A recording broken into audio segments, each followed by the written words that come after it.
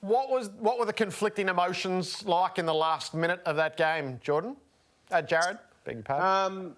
Yeah, I guess, with how close the game was, it was, down to that last couple of minutes, and Paddy had done such a great job and went to that, I think it was a forward 50 or forward centre stoppage.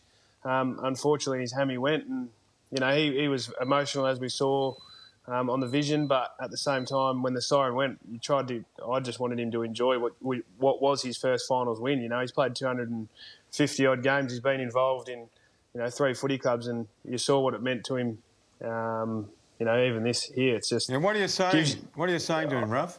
I'm just trying to get him to come out and enjoy and soak it all up, because he's never been, as I said, he's never been able to have a finals win and experience it. So, getting out there and seeing the boys and trying to put a smile on his face, even though he was struggling, as you can see, was what I was trying to get him to do, and obviously get the boys over to help him celebrate as well.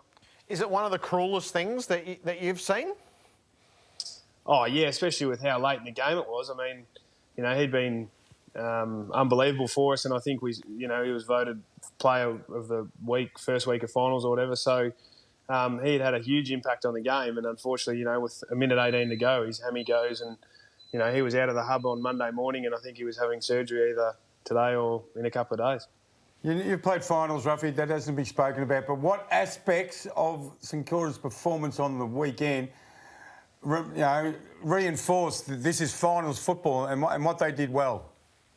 I think the first 3 quarters especially, they came out, and for a team who hadn't played finals, I think they settled quite quickly and were into the game straight away. So, for those first 3 quarters, I think you're looking at it going, gee, these guys have come ready to play. But that last quarter, we knew the Bulldogs were going to, try everything really, and they did. They put Daniel in the middle straight away, and, with a few, we went over, we probably reviewed the last 5 minutes on Monday, and just to make sure what we could do better. Blokes were giving away free kicks and little things that, we probably went away from for what we did well in the first 3 quarters. What did you see, Jordan? I liked the start of the match. I liked the aerial prowess of King. I thought he was a real key position player in the first quarter that gave him a target. They seemed to take the game on quite early, especially from turnover, realised the way that Western Bulldogs defended, that they wanted to catch them out with quick turnover. So that really worked in their favour. And they were outplayed. They outplayed Western Bulldogs in the first 3 quarters. And then, as always happens in the last quarter, it's so unpredictable to come up against a side who would just try anything. There's no pattern to the last quarter. So you're just relying on scrambling really well and trying to defend really well. And, I think that the right side won. Clearly, St Kilda dominated for 3 or more quarters. But the last quarter, there's some great learnings, because that could potentially happen this week.